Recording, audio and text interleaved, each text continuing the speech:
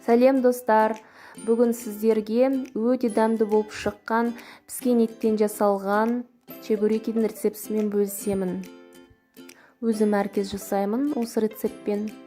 Алдымен бір пиязды осылай жақсылап ұсақтап турап аламын да, тартылған піскен еттің үстіне салып, тозын және қара бұрышын сеуіп, жақсылап араластырып аламын.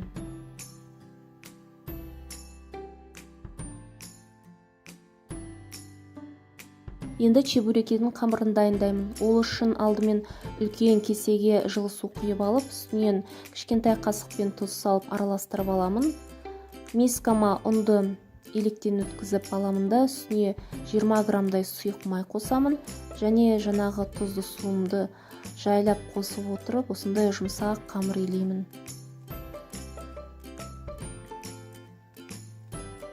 Суды алғашында жай-жайдан бөліп құйған дұрыс болады.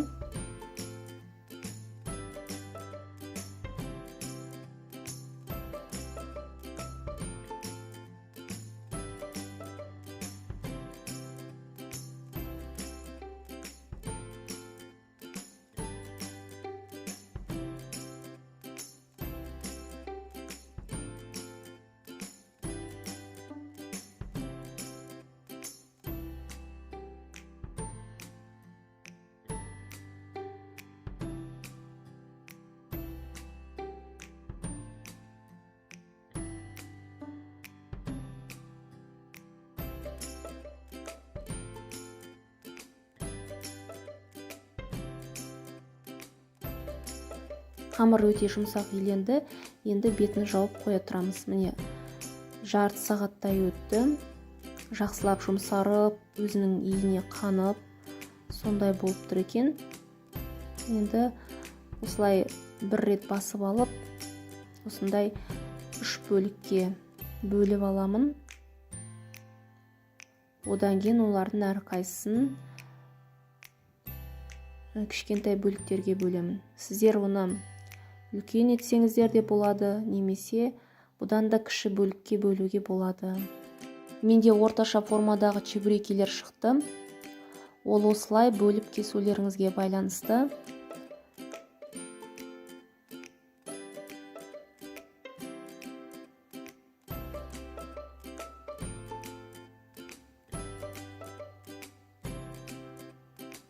Енді міне осылайша біреуін алып көрсетемін.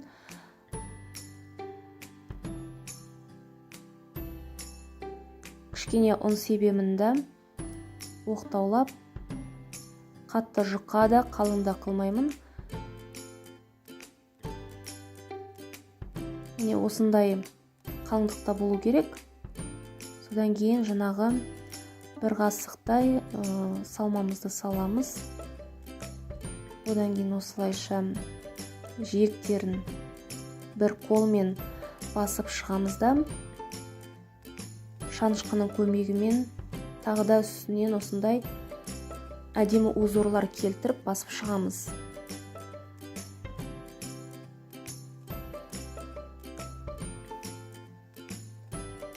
Міне барлық чебурекилерді осылай дайындап шықтым.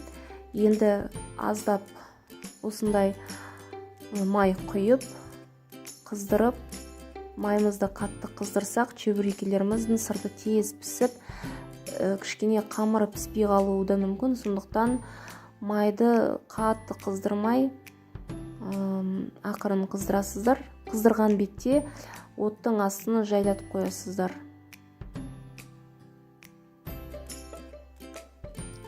Қатты жай болып кетсе де піспей қояды, сондықтан байқап отырасыздар. Менде 9 шкаласында тұрған алғашқыда қыздырып алғанға дейін. Одан кейін мен 7-ге қойып пісірдім. Міне осылайша екі жағын аударып отырып, пісіріп аламыз чебурекилерімізді.